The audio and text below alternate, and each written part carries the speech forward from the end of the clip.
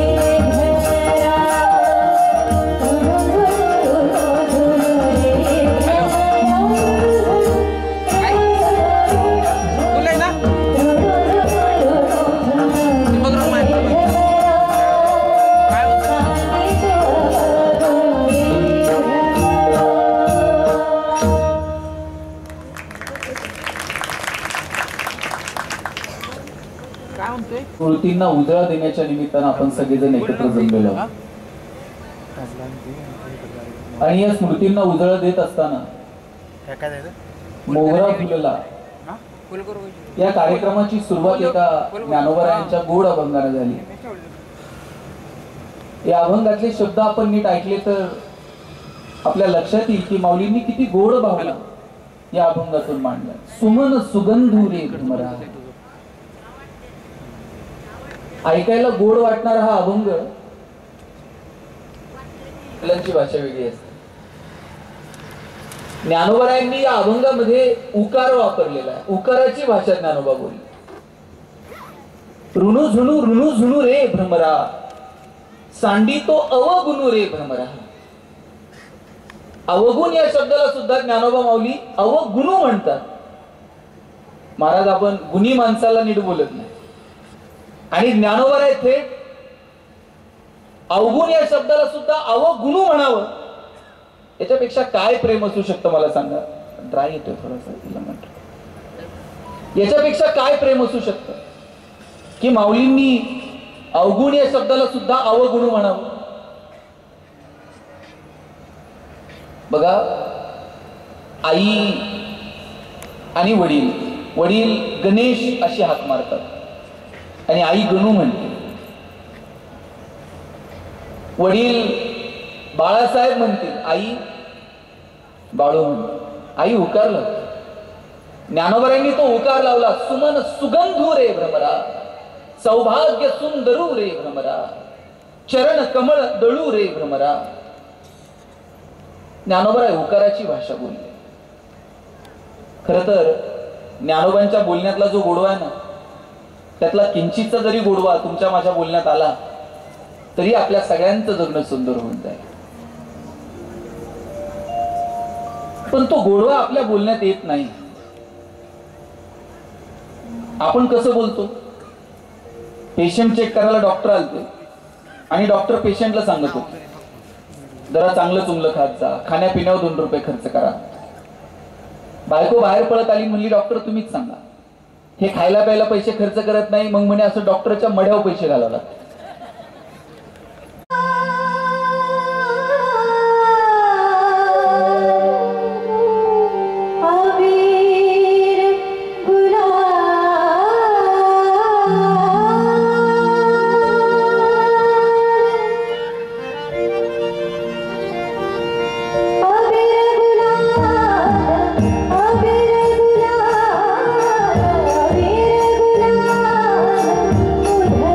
करा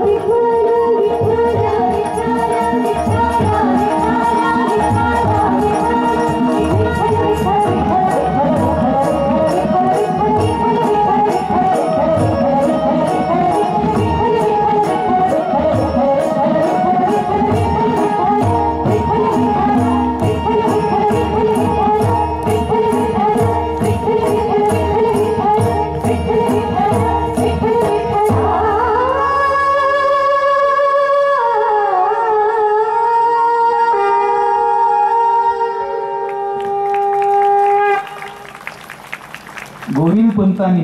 पण मीराबाईंच्या डोळ्यामध्ये एक दुःख मात्र कायम जाणवत होतं.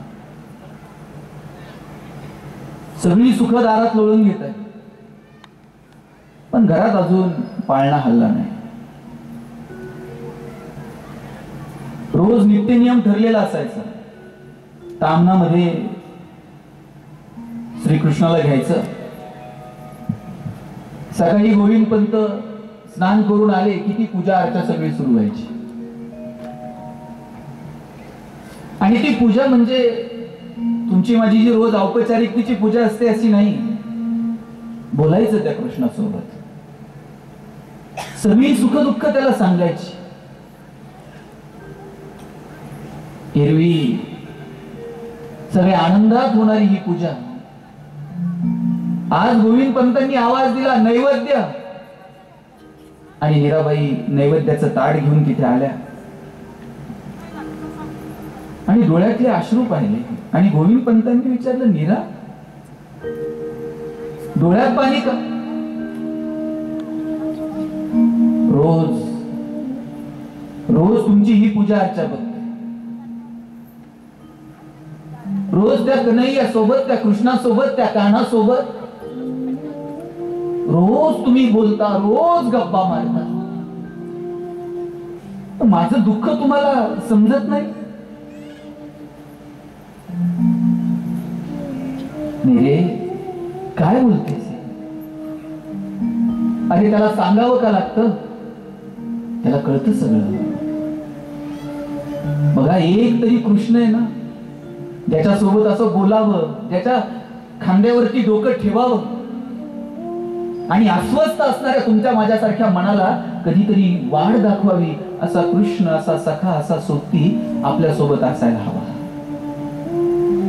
द्रौपदी मोठी नशिबान, तिला सखा मिळून असा कृष्ण मिळाला. सुदामा मोठा नशिबान की त्याला मित्र म्हणून कृष्ण मिळाला. काय गंमत आहे. जेव्हा कौरव आणि पांडवांचं युद्ध सुरू झालं, त्या कौरव पांडवांच्या युद्धामध्ये भीष्म पितामह यांनी प्रतिज्ञा घेतली, उद्या संध्याकाळपर्यंत एकही पांडव जिवंत उरणार नाही. आणि ही बातमी जेव्हा कृष्णाला कळली, कृष्ण सांगायला गेला द्रौपदीला की अरे पांडवांना सांग की भीष्म पितामह ओळखले जातात ते मुळात प्रतिज्ञेसाठी. एकदा की प्रतिज्ञा घेतली, प्राण गेला तरी भर की द्रौपदी पांडवांना सांग की भीष्म प्रतिज्ञा, उद्या संध्याकाळपर्यंत एकही पांडव जिवंत उरणार नाही. कृष्ण सांगायला गेला, द्रौपदीला विचारलं पांडव कुठे? पांडव असे गाढ झोपलेले होते. आणि विचारलं कृष्णाने, अरे युद्ध सुरू आहे आणि पांडव असे ढाराढूर गाढ झोपलेत? यावरती द्रौपदीचं उत्तर ऐका. यावरती द्रौपदी म्हणते, कृष्णा त्यांना ठाऊक आहे तू जागा आहेस म्हणून ते झोपले. किती विश्वास आहे हा. तू जागा आहेस म्हणून ते झोपलेत. कृष्ण म्हटला, द्रौपदी चल आपल्याला पितामहांना भेटायला जायचं. पितामहांना भेटायला गेले दोघ जण. पितामह असे डोळे बंद करून ध्यानस्थ बसलेले होते. हॉलच्या बाहेरच दोघे उभे आहेत, कृष्ण आणि द्रौपदी. आणि त्या सभागृहाच्या बाहेर कृष्णाने द्रौपदीला सांगितलं, चपला काढ, पावलांचा आवाज होऊ देऊ नको, शांततेत जा आणि फक्त भीष्म पितामहांच्या पायावरती डोकं ठेव आणि निघून ये. कृष्णाने सांगितलं तसं द्रौपदीने केलं. शांत, पावलांचा आवाज न करता शांततेत गेली. डोळे बंद असणाऱ्या भीष्म पितामहांच्या पायावरती डोकं ठेवलं. पायावरती डोकं ठेवताना बांगड्यांचा आवाज झाला आणि कुणीतरी दर्शन घेतंय, कुणीतरी स्त्री आहे हे भीष्म पितामहांच्या लक्षात आलं. आणि डोळे बंद असताना पितामहांच्या मुखातून शब्द बाहेर पडले, सौभाग्यवती. आणि काल तर प्रतिज्ञा घेतलीये एक पांडव जिवंत सोडणार नाही, आणि आता मुखातून शब्द बाहेर पडले, सौभाग्यवती. भीष्म पितामहांनी डोळे उघडले आणि बघतात तर समोर द्रौपदी. पितामह हसायला लागले आणि म्हटले, द्रौपदी तू एकटी आलेली नसणार. कृष्ण कुठे सांग? कृष्ण सभागृहाच्या बाहेर द्रौपदीच्या चपला हातात घेऊन नाचत होता. पितामहा म्हटले, द्रौपदी, कृष्ण जर तुझ्या चपला हातात घेऊन नाचू शकतो तर तुझ्या वाट्याला दुःख येईल कसं? जा, कालची प्रतिज्ञा नाही, आजचा आशीर्वाद खरा होईल. तुझ्या वाट्याला हे दुःख येणार नाही. काय कृष्ण आहे? तुम्ही कृष्णाला कधी महाराज रडताना बघितलंय का? मला इथं सगळ्या महिलांना प्रश्न विचारायचा आहे. तुम्हाला कृष्ण आवडतो का राम आवडतो? कृष्ण आवडतो. राम का नाही आवडत? 14 वर्ष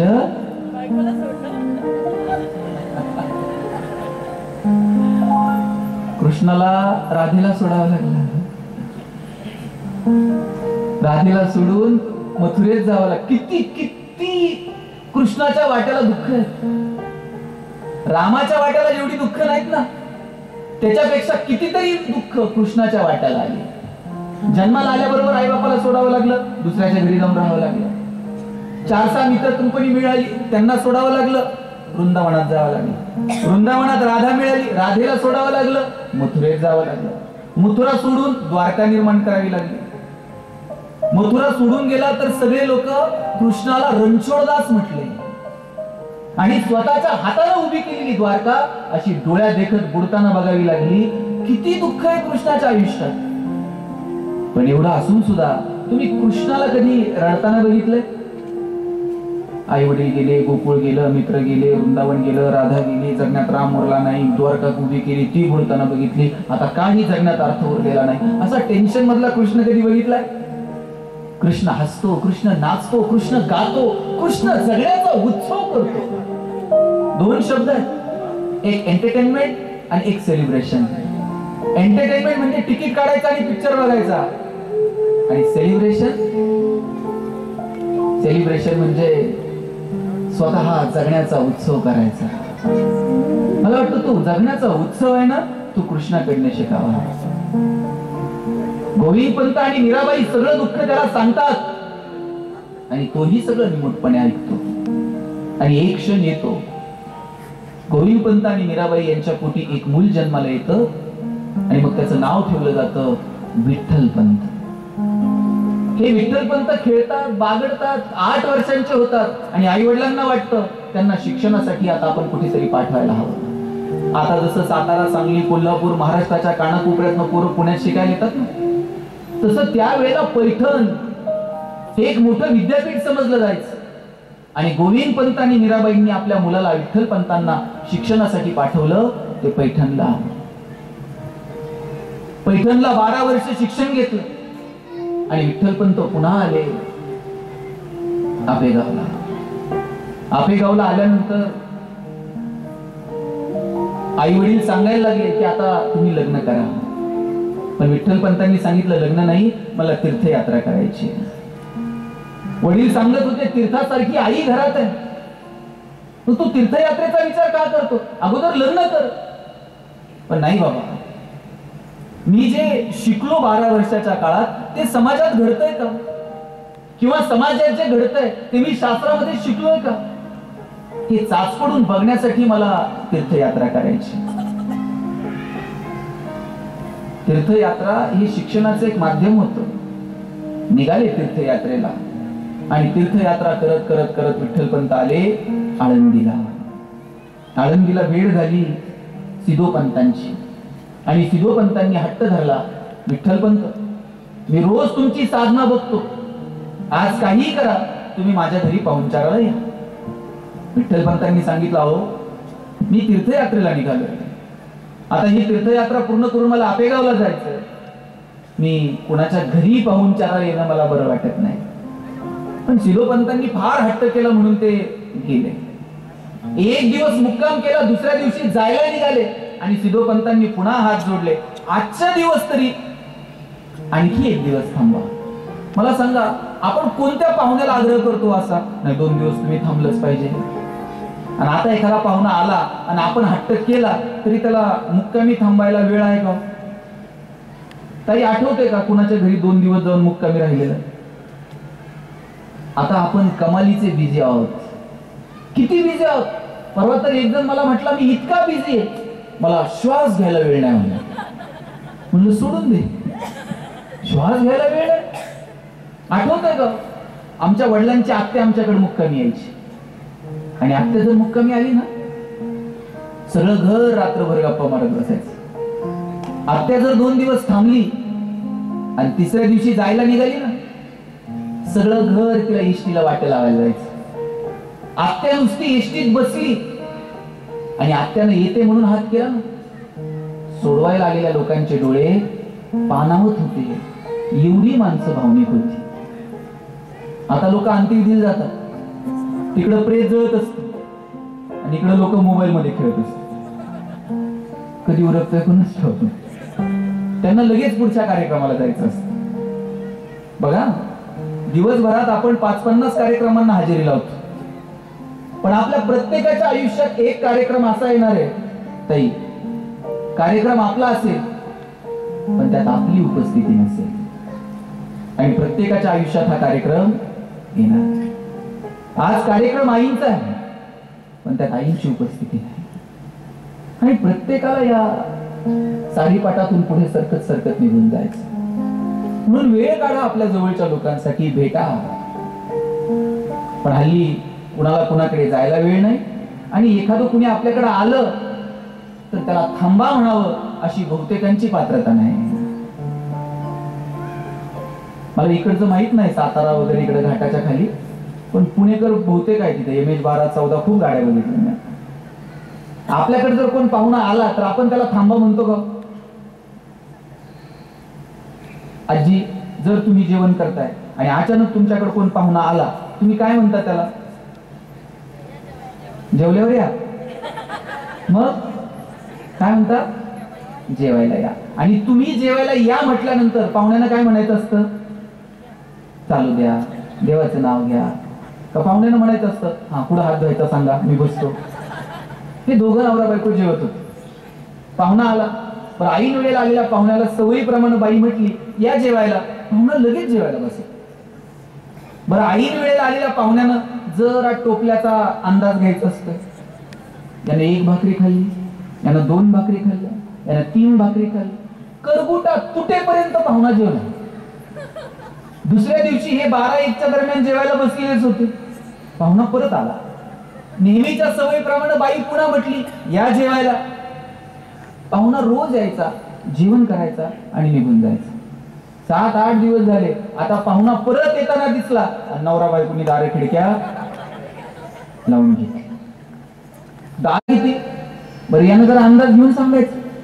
हे म्हणताय 1.5 लाख. मुलीचे वडील म्हणले तुझ्याकडे बघून तर वाटत नाही 1.5 लाख असेल.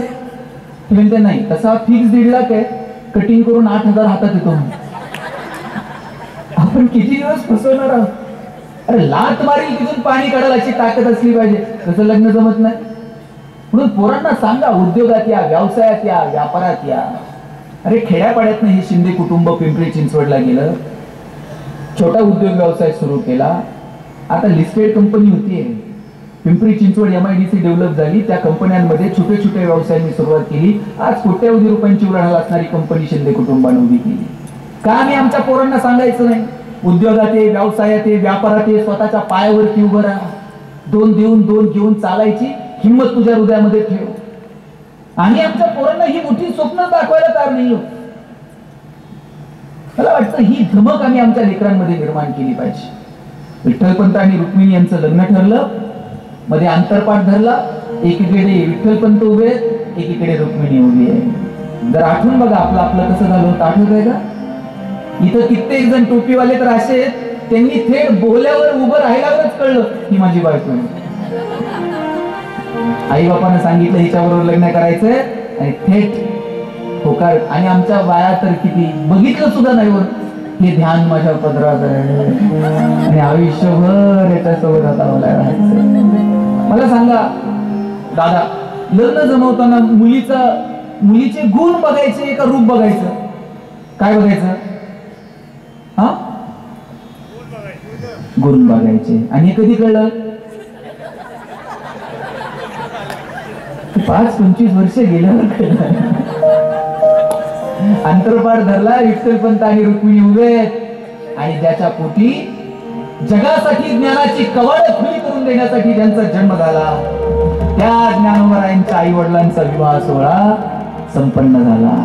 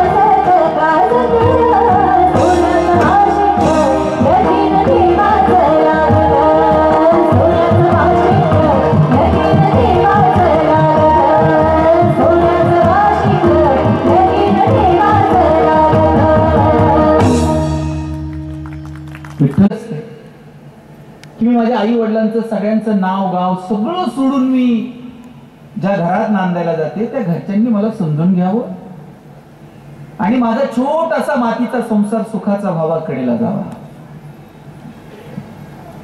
रुक्मिणीची ही तीच अपेक्षा होती. पण लग्नाला काही दिवस झाले आणि विठ्ठलपंत हट्ट करायला लागले की मला माझी राहिलेली तीर्थयात्रा पूर्ण करायची. रोज विचारायचे मी तीर्थयात्रेला जाऊ का? बघा, ज्या मुलीचं आता लग्न झालंय आणि तिचा नवरा म्हणतोय मला तीर्थयात्रेला जायचंय, मला संन्यास घ्यायचा आहे, मला पुढचं शिक्षण घ्यायचंय, रोज ती नाही म्हणायची.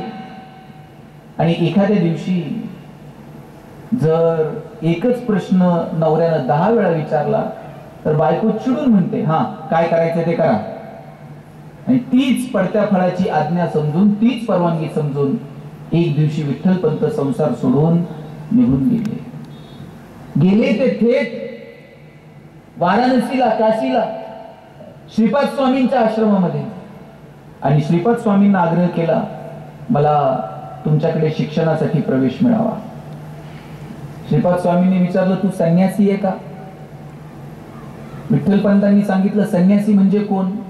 तुम्हाला वृत्तीनं संन्यासी अपेक्षित आहे तर ज्यानं केवळ लग्न कार्य केलेलं नाही आणि ज्याचा संसार नाही अशी व्यक्ती म्हणजे संन्यासी समजता? श्रीपाद स्वामींनी सांगितलं, मला वृत्तीनं तर संन्यासी अपेक्षित आहेत पण त्याचा संसार सुद्धा नसावा ही माझी अपेक्षा आहे. बघा, विठ्ठलपंत आणि श्रीपाद स्वामींचा वाद झालाय, संन्यासी कुणाला म्हणायचं, आणि त्याचं उत्तर ज्ञानोबरायांनी ज्ञानेश्वरीमध्ये दिलं. आणि मी माझी ऐसी आठवण, विसरले जयाचे अंतःकरण, पार्था तो संन्यासी जाणे निरंतर. ज्ञानोबरायांनी सांगितलं, स्वतःतला मीपणा विसरला, हा त्याला संन्यासी म्हणावं. मी म्हणतो तुम्ही संसारात असा किंवा संन्यासात, पण मीपणा आडवा आला, मी हा अहंकार आडवा आला की दुःख सुरू झालं म्हणून समजा. सगळ्या दुःखाचं जर मूळ काय असेल ना तर तो मी आहे. भले भले मी करणारे आले आणि गेले, इतिहासानं त्यांची नोंद सुद्धा ठेवली नाही. ज्या दिवशी हा मी गेला, तुकोबारायांनी तर जगण्याचं इतकं यथार्थ वर्णन केलंय. तुकोबाराय म्हणतात, अहंकार गेला तुका म्हणे देव झाला. तुकोबाराय सांगतात, अहंकार आला तुका म्हणे वाया गेला. अहंकार आला की समजायचं तुम्ही वाया गेला, आणि अहंकार गेला की समजायचं तुम्ही अगदी देव झाला. तुम्हाला एक छोटासा दृष्टांत सांगतो, नीट लक्ष द्या. राजाचा राजवाडा होता आणि एक सेवक त्यात कामाला होता. त्या सेवकाला काहीतरी 5-10 हजार रुपये महिन्याला पगार मिळायचा.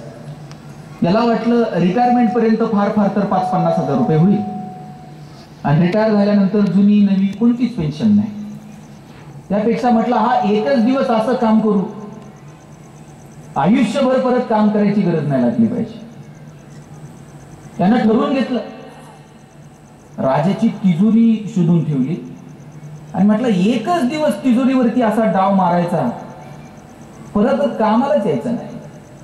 रात्रीचा उठला, राजवाड्याची जी बाहेरची भिंत होती त्या भिंतीला खुंट्या ठोकल्या, खुंट्यांना धरून वर चढला, शेवटच्या खुंटीला दोर बांधला, दोराला धरून खाली उतरला, आड मार्गाने तिजोरीपर्यंत गेला, बरोबर तिजोरी उघडली, बाकीचं काहीच घेतलं नाही, फक्त हिऱ्यांची बॅग उचलली, खांद्यावरती टाकली, हिऱ्यांची बॅग घेऊन बरोबर दोरापर्यंत आला.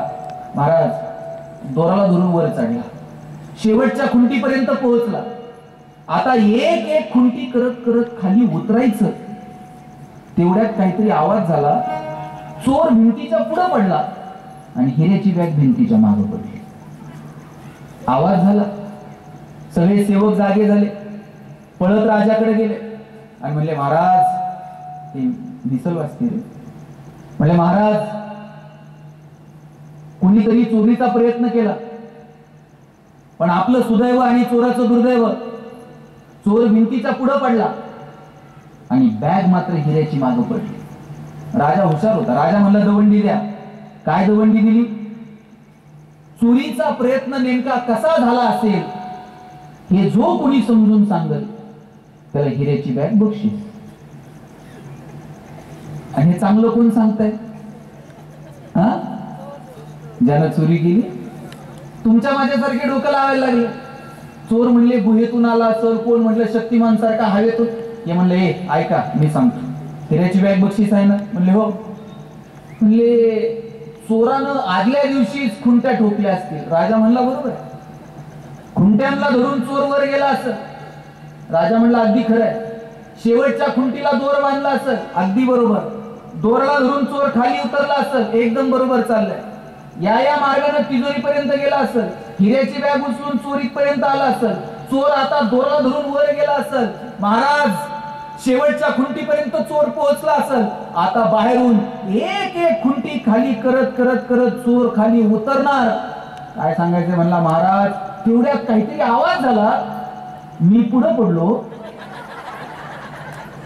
आणि पिशवी मागं पडली. आडवं काय आलं? मी आडवं आलो. ना कोणता सैन्य आडवं आलं, ना कोणता सरदार आडवा आला, ना राजा आडवा आला. मी मी थोडासा बाजूला सोडला ना, मग बघा जगण्यामध्ये मजा आहे. आणि आज आपण नात्यांमध्ये दुरावा निर्माण झाला. त्याचं कारण जर काय असेल तर तो मी, तो म्हणजे अहंकार. हा अहंकार थोडासा बाजूला ठेवावा.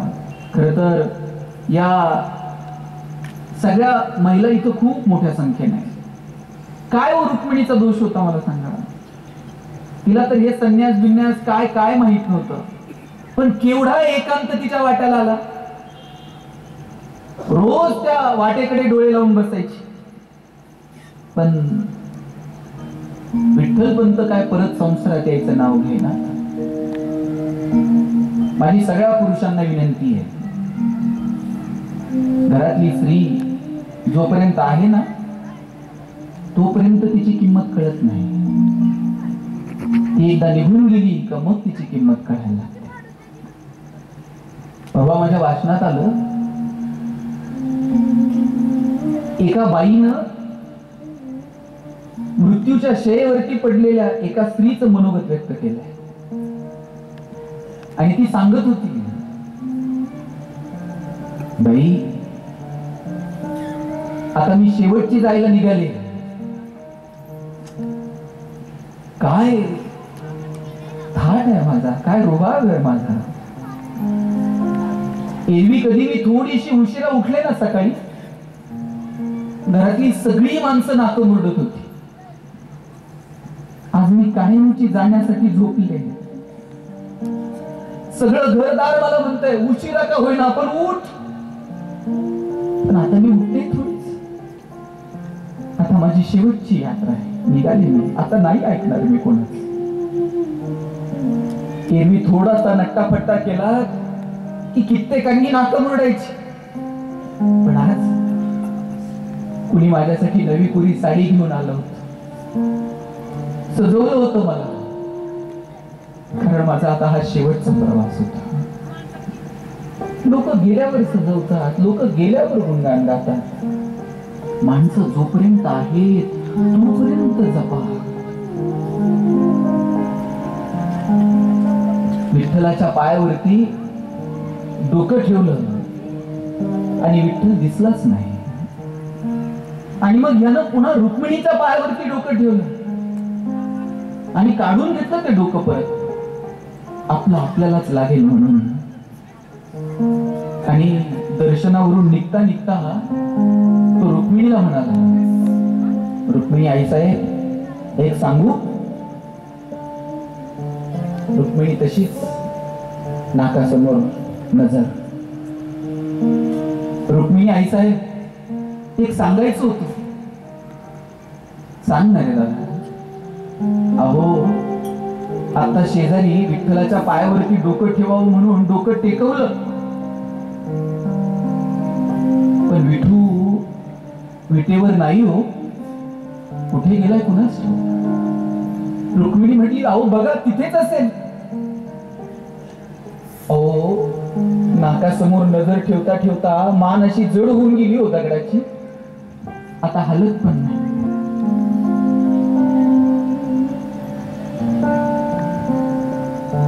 कितीतरी जण आषाढी कार्तिकीला येतात, पण कधी कोणी म्हटलं नाही विठू विटेवर नाही म्हणून. आज तुम्ही सांगितलं आणि मग कळलं तो विटेवर नाही. आणि रुक्मिणी म्हणते युगे न युगे अशीच मी पण उभी आहे. पण आज तुम्ही बोलला आणि आणि 28 युगांचं एकटेपण अचानक अंगावर धावून आलं. आपल्या सोबत संसार करणाऱ्या रुक्मिणीला जपा, तिचं कौतुक करा. ती रुसली फुगली तर तिचा रुसवा कधीतरी काढा. रुसून आली बिचारी रुक्मिणी आणि तिचा रुसवा काढण्यासाठी भगवंत पंढरपुरात आले. म्हणून आपल्या रुसलेल्या रुक्मिणीचा रुसवा जर भगवंत काढू शकतात तर आपण का काढायचं नाही? कौतुक करा कधीतरी तिचं. तिला सांगा तू ये म्हणून सगळा संसार चालला. पु ल देशपांडेंच्या कथेतले अंतू बर्वा, पुलंनी याचं पायावरती डोकं ठेवलं आणि अंतू बर्वा म्हटले, पुलं तुमच्या हिला पण जपा हा.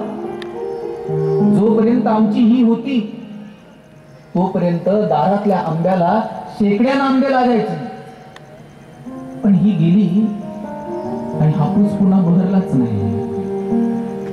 माणसं गेल्यानंतर त्यांची किंमत कळते. जिवंत आहे तोपर्यंत जपा, त्यांचं कौतुक करा आणि रुसली असेल कधी तर त्या रुसणाऱ्या रुक्मिणीचा रुसवा सुद्धा कधीतरी काढा. सावळ्या हरी ऐकूया तरी काय झालं रुसायला.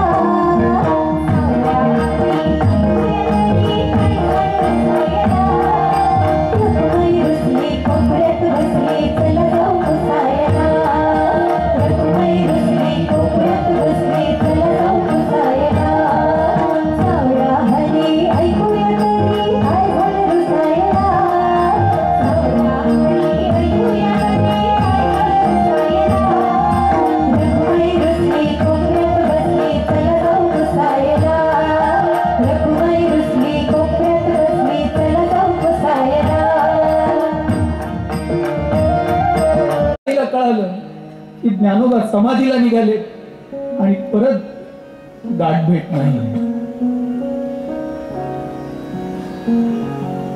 आतापर्यंत तिला किंचितची कल्पना नव्हती की ज्ञानोबांच्या सोबतचा पंढरपूरहून आळंदीकडे निघालेला हा शेवटचा प्रवास आहे. लहान लेकरासारखी लोळायला लागली मुक्ताई. ही तीच मुक्ताई आहे.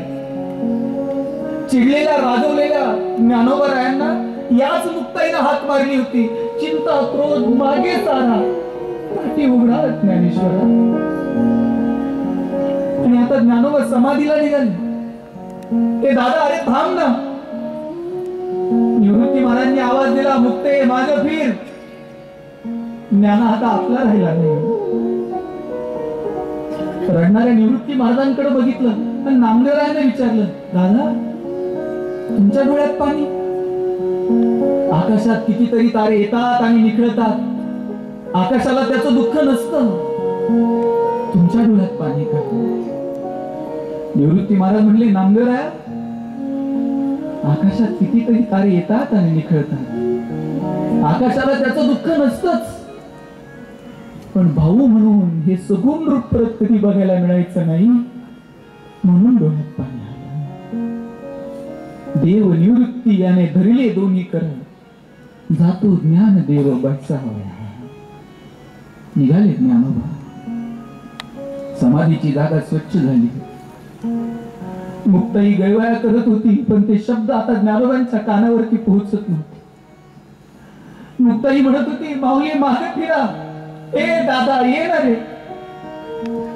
रक्षाबंधनला मी कुणाला राखी वाटतो, भाऊबीजेला मी कुणाला ओवाळायचं रे दादा. काही हट्ट नाही करणार तुझ्याकडे. मांडे भाजायला तुला नाही खापर मागणार, पण ये रे. पण आता मागे फिरतील ती माऊली कशी? समाधीच्या जागेवर जाऊन बसायचं. तितक्यात त्या कर्दीतून वाट काढत एक आजी पळतच आहे. ए ज्ञान्या, कुठे निघालास रे? कुणीतरी ज्ञान्या म्हणून हात मारली म्हणून बघितलं तर आजी पळत आली. अरे आत्ता जातो आणि येतो म्हणून, पंढरपूरला जाऊन येतो म्हणून गेला आणि तो आलाच असा होईल. अरे आपण लावलेला मोगरा बहरला, फुल ते बघ, त्याची फुलं तुझ्यासाठी घेऊन आली. आजीनं त्या मोगऱ्याची फुलं अशी ज्ञानोबांकडे उधळली. त्यातली 2 फुलं ज्ञानोबांच्या उंजळीत पडली. ज्ञानोबा समाधीच्या जागेवरती जाऊन बसले आणि म्हणाले, आजी ही फुलं अशीच सुकून द्यायची? ही पंढरीच्या पांडुरंगाला व्हायला नको? आपण लावलेला मोगरा बहरला, फुलला, त्याचा वेलू अगदी गगनाच्याही वर निघून गेला. ही फुलं पांडुरंगासाठी घेऊन निघालो गाजी. गर्दीतून आजी मागे लोटली गेली. मुक्ताईनं हंबरडा फोडला, दादा चिमण्यांचं आयुष्य छोट असत रे, तू निघालास.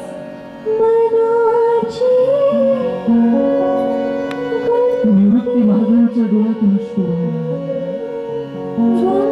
शिळा लोटली गेली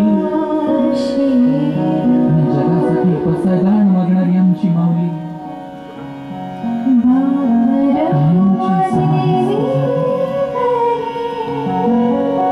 ज्ञानोबास तुमच्या माझ्या देहानं नाही,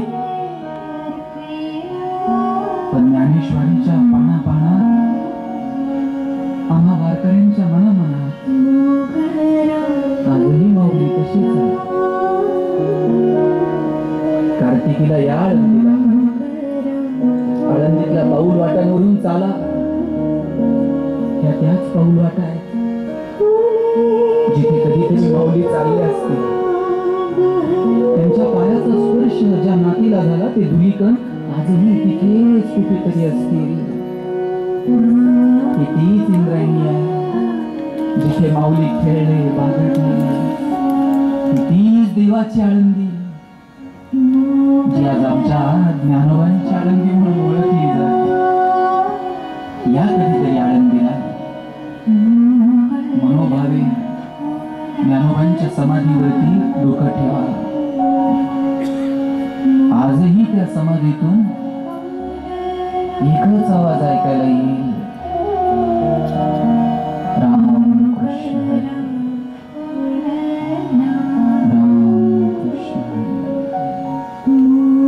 राम कृष्ण राम कृष्ण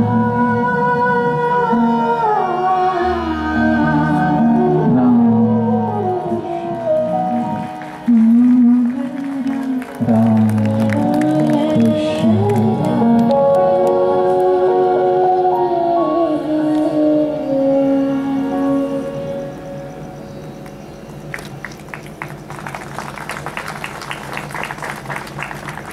वातावरणात महाराष्ट्रातले नामांकित व्याख्यान करते हरिभक्तीपरायण गणेश महाराज शिंदे यांनी अतिशय गोड असं ज्ञानेश्वरी विवेचक स्वर्गीय सुमनताई लालासाहेब शिंदे यांच्या पुण्यस्मरण दिनानिमित्त आज या ठिकाणी केलं. मी ग्रामस्थ करंजखोप व लालासाहेब शिंदे, राजनसाहेब शिंदे या परिवाराच्या वतीनं आदरणीय महाराजांचं या ठिकाणी व त्यांच्या सुविधी पत्नी व त्यांच्या सर्व सहकाऱ्यांचं या ठिकाणी मनपूर्वक आभार मानतो. त्यांचा सन्मान आमचे लालासाहेबजी शिंदे साहेब यांनी कृपया त्यांचा या ठिकाणी सन्मान करावा अशी विनंती करतो. 2 मिनिटात या ठिकाणी सन्मान होईल आणि त्यानंतर हा कार्यक्रम संपेल. 2 मिनिटं सर्वांनी जागेवरती बसायचं.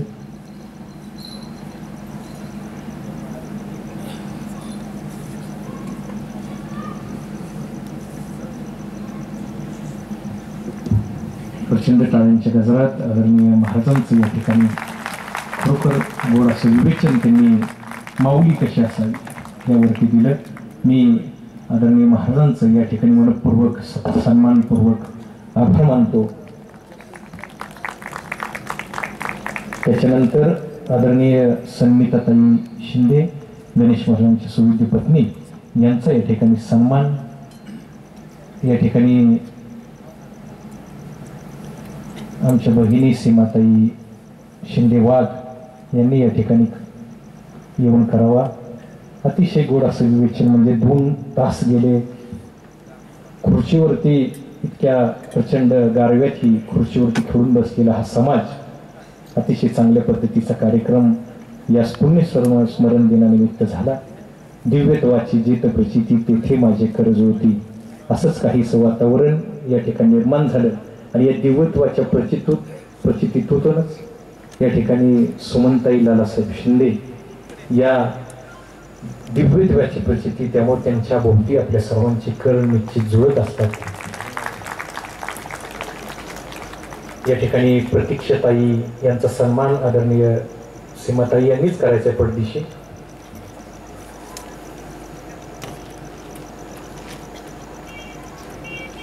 उत्कृष्ट असे बासरीवादन केलेले कीर्तेश महाराज यांचा सन्मान आदरणीय लालासाहेब शिंदे यांना विनंती करतो. या सुप्रीम खरेखर आज गणेश महाराज आपण जे माऊलींचं, ज्ञानेश्वर माऊलींचं विवेचन केलं, अखंड जगाची माऊली, त्या पद्धतीनंच या करंजखोपच्या आणि सुप्रीम परिवाराची माऊली निश्चितच सुमन काकी झाल्या. आणि आज त्यांच्या पुण्यस्मरण दिनानिमित्त एक चांगल्या पद्धतीचं विवेचन आपण या माध्यमातून केलं. मी मनपूर्वक आपल्याला धन्यवाद देतो आणि आपला सर्वांचा या ठिकाणी सन्मान करतो. याच्यानंतर हार्मोनियम वादक, अतिशय गोड असं हार्मोनियम वादन ज्यांनी केलं ते नरेंद्र महाराज चिपळूणकर यांचा आदरणीय साहेबांनी सन्मान करायचा मी विनंती करतो.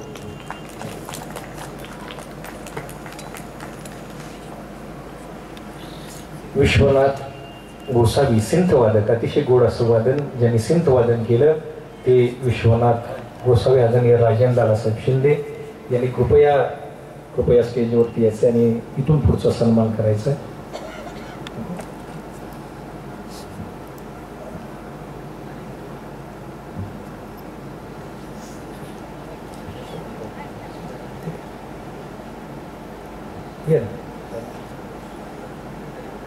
नरेंद्र महाराज काळे यांचा सन्मान आदरणीय साहेब करतील.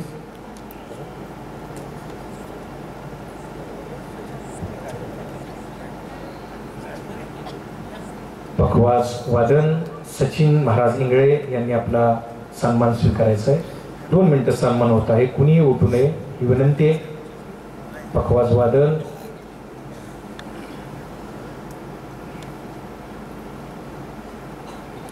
आदरणीय गणेश महाराज, आपलं नेहमीच आम्ही यूट्यूबला वगैरे प्रवचन व्याख्यान ऐकत असतो. अतिशय गोड आणि आल्हाददायी असं श्रवणी असं व्याख्यान नेहमी आपलं चालू असतं. आणि संबंध महाराष्ट्रामध्येच काय भारतामध्ये आपलं या व्याख्यानाच्या माध्यमातून आपलं जाणं असतं. करंजखोप ग्रामे आपलं आगमन झालं. आदरणीय लालासाहेब शिंदे यांच्या परिवाराच्या वतीनं एक मोठी आज प्रचिती या माध्यमातून माऊलींच्या विवेचनातून आम्हाला सर्वांना आली. या निमित्तानं तालवद्य नरेंद्रजी काळे महाराज यांचा सन्मान राजन साहेब शिंदे यांनी यांचा सन्मान करायचा आहे. पखवाज वादन सचिन महाराज इंगळे यांचा सन्मान होत आहे. प्रचंड टाळ्यांच्या गजरात त्या ठिकाणी त्यांचा सन्मान करायचा आहे.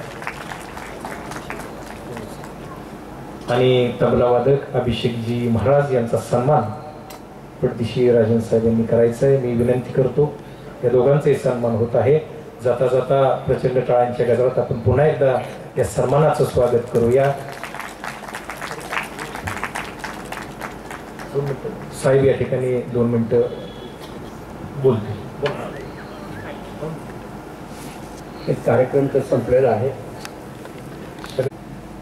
विषांतर होते, पण त्यांच्या अंगात काय काय कला आहेत ते दाखवण्यासाठी मी त्यांना विनंती करतोय की आमची चित्रपट निर्मिती आम्ही ज्यावेळा केली त्यावेळा आमचा बॉईज 4 चित्रपट जो होता त्यातले गाणं आपल्याला सगळ्याला आठवत असेल, काय सांगू राणी मला गाव सुटेना, ते गाणं यांनी लिहिलेलं आहे. तेवढा मी त्यांना विनंती करतो की ते गाणं जरा आपण थोडंसं म्हटलं तर बरं होईल.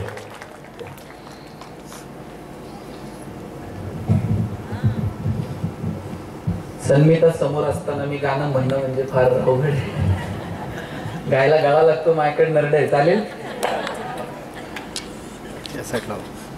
काय सांगू राणी मला गाव सुटना, कस सांगू राणी मला गाव सुटना, बंद गळ्या मंदी माझ मावे नाग अंग, जींच्या कापडा मंदी दुनिया झाली कशी तंग, जो तो आहे राणी आपल्या धुंदीमध्ये दंग, माणसांनी माणसांचे सोडले का रंग, म्हाताऱ्याच्या धोतराची गाठ सुटना, काय सांगू राणी मला गाव सुटना, पारी आली सरी गेली झाली त्याची तारी, पदव्यांच्या ढिगाऱ्यात पाठी राहिली कोरी, कॉलेजाच्या कट्ट्यावरती गर्दी झाली सारी, आपऱ्या चिपऱ्या कपड्यामंदी फिरती साऱ्या पोरी, म्हातारीच्या डोहीवर पदर हटना, काय सांगू राणी मला गाव सुटना, शहरातली गाडी बघा धुमच गाणं गाती, भावनांनी भावनांशी तोडली का नाती, ओल्या चिंब पावसात ओली चिंब माती, शारदाच्या चांदण्यात भिजल्या काग राती, सरजा राजाची जोडी माग हटना, काय सांगू राणी मला गाव सुटना, गावाकडची माणसं आमची कशी साधी भोळी, प्रेमाच्या या रंगामध्ये रंगते आमची होळी, दिवाळीच्या सणासाठी जमली ही मंडळी, सुरसुरीच्या सुरामंदीचा पूर्ण पोळी, चुलीवरल्या भाकरीची चवही सुटना, काय सांगू राणी मला गाव सुटना, कसा सांगू राणी मला गाव सुटना, गाव सुटना, गाव सुटना. थँक्यू.